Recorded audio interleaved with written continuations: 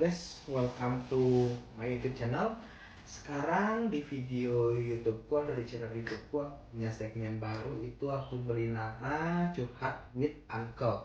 Nah, kenapa aku kasih nama Curhat with Uncle? Karena aku sendiri itu sudah umur guys, karena aku sudah punya keponakan satu orang yang lagi usia kecilnya kurang lebih 2 tahun. Anyway, sekarang aku tidak lagi bahas keponakanku di video kali ini. Nah, sekarang aku mau kasih tau dulu what is Curhat with Uncle. Nah, di segmen ini atau di playlist ini aku akan kayak ngasih tips-tips ke kalian, terus ngasih pendapat-pendapat dari orang awam tentang masalah-masalah yang boleh dibilang your life problem or masalah-masalah hidup kalian yang mungkin kalian itu punya masalah yang sama dan perlu pendapat dari orang luar tentang bagaimana or how to solve or bagaimana memperbaiki atau bagaimana jalan keluar dari masalah kalian. Anyway, di video kali ini aku akan menceritakan sebuah cerita, dan sebenarnya ini sih kayak cerita real atau curhatan dari seorang temanku guys. Aku tidak sebut namanya karena aku gak enak. Ini kayak apa ya, nanti aku akan ceritakan kisah hidupnya dia, lalu aku akan ngasih pendapat-pendapatku, dan mungkin kalau kalian mempunyai cerita yang sama dengan dia, aku akan mungkin share pendapatku dari sisi orang awam atau orang luar, sehingga mungkin kalian bisa terbuka mata, atau kalian ternyata punya kayak sparkling, wow ternyata begitu ya kalau pendapat dari orang luar. Oke, langsung mulai saja ya. Nah, aku anggap saja punya teman namanya, ya siapa ya bagusnya ya. Anggap aja namanya, aduh aku kelamaan mikir nama, mungkin kita sebut saja namanya Mawar. Kayak di berita kriminal ya sih. Gila banget kalau Mawar, ya sebut saja namanya mungkin Santi gitu kali ya, Santi. Sebenarnya aku tidak punya masalah dengan orang yang namanya Santi sih, tapi cuma itu tiba-tiba kepikiran aja di orang sekarang namanya Santi gitu. Anyway, kita sebut saja langsung si Santi ini. Dia pernah curhat ke aku. Ya, ini si Santi ini kurang lebih umurnya sudah kurang lebih 34-33 tahun gitu guys. Nah, si Santi ini pada suatu hari dia main aplikasi, sebut saja Tinder. Aku sebut merek Tinder. Dia main aplikasi Tinder, dan di aplikasi tersebut dia match dengan seorang pria yang kurang lebih umurnya itu 40 tahun guys. Nah, pria 40 tahun ini boleh dibilang dia sebenarnya bukan single, dia itu sebenarnya seorang muda yang mempunyai anak, yang boleh dibilang sudah mempunyai anak dua, kurang lebih usia balita gitu, dan dia alasannya menjadi duda gitu karena perceraian guys, bukan karena ditinggal mati ataupun hal-hal lain sehingga dia menjadi duda.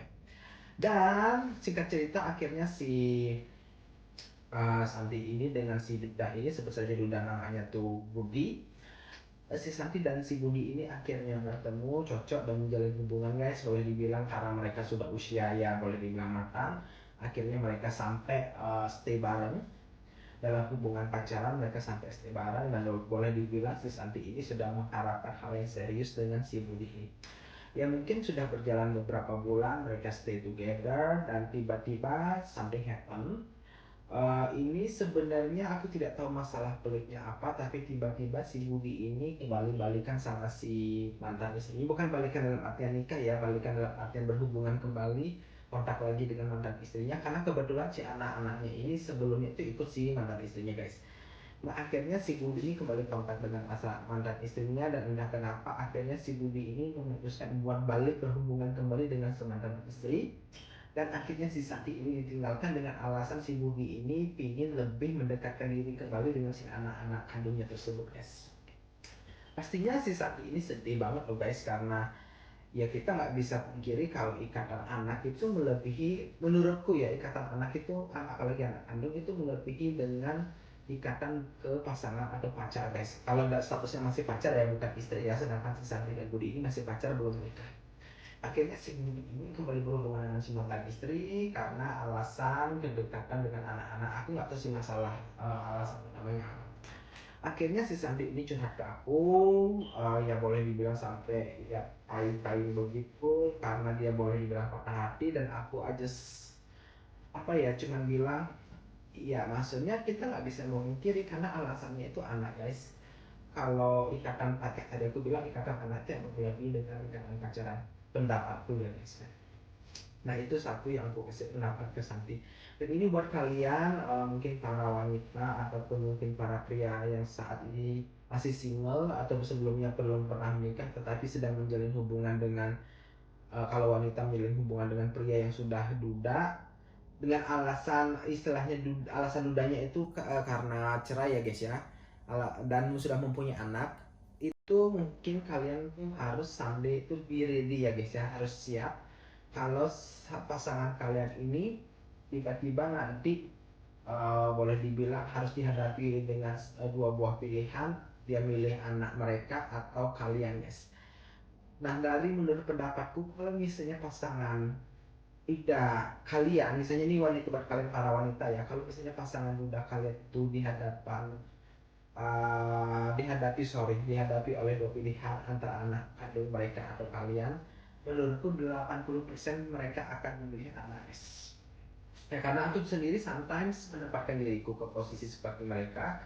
Misalnya let's say aku duda misal contoh, terus sudah punya anak dari orang lain, tapi istilahnya alasan duda karena cerai, sedangkan anak-anakku ikut ke mantan istri, dan aku mempunyai pacar lain.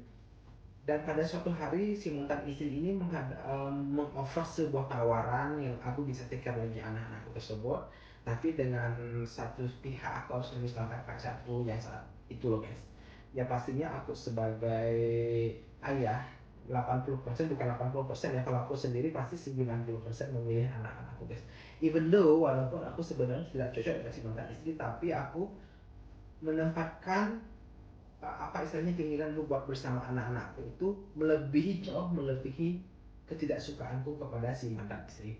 Dan I believe kalau semua orang tuh mungkin akan seperti ini guys, kalau misalnya dia dikasih satu pilihan A dengan anak-anak kandung atau pilihan B dengan pacar, pasti 80% itu pilihan anak kandung. Jadi buat kalian yang saat ini berhubungan dengan bunda yang sudah mempunyai anak seperti kasus tersebut itu, kalian harus siap-siap kalau misalnya sampai kalian itu mungkin akan ditinggalkan dengan alasan si pasangan satu lebih dulu sih.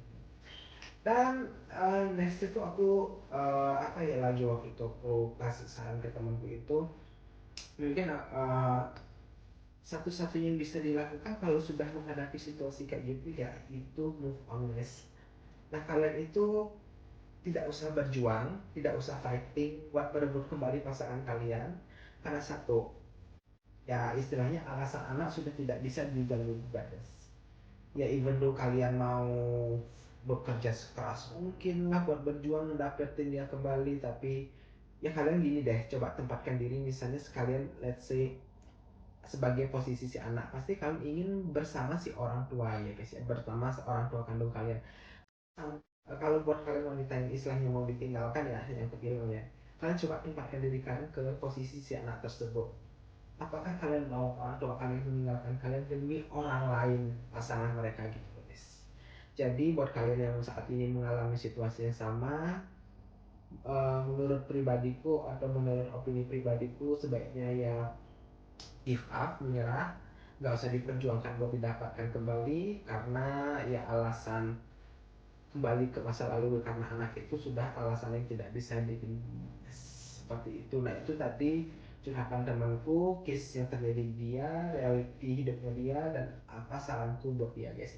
Dan mungkin itu juga saran yang bisa aku berikan ke kalian kalau misalnya kalian curhat masalah yang sama ke seperti itu. Anyway, aduh kejepit. Anyway, mungkin di video segmen kali ini curhat with Uncle, aku kasih nama apa ya bagusnya ya? Curhat with Uncle. Sampai di situ dulu guys. Kalau misalnya kalian ada masalah-masalah hidup yang pingin kalian share ke aku dan pingin kalian dengar pendapat dari orang luar yang sama sekali tidak kenal kalian, yang sama sekali tidak tahu kehidupan kalian, tapi kalian ingin tahu pendapat orang luar itu seperti apa sih guys, tips-tips buat kalian, terus saran-saran buat kalian, kalian bisa tulis di kolom komentar. Mungkin di next video aku akan baca komentar kalian tentang masalah hidup kalian, dan mungkin aku kasih pendapatku sebagai orang luar yang sama sekali tidak mengenal kalian, apa sih yang sebenarnya kalian lakukan seperti And thank you for watching guys. Jangan lupa subscribe dan terus support channel YouTubeku. Dan kalau misalnya yang segmen ini rame atau video ini rame, kedepannya aku akan bikin segmen-segmen ini lagi guys, dengan curhatan-curhatan atau realita-realita masalah hidup yang lain. Thank you. Bye.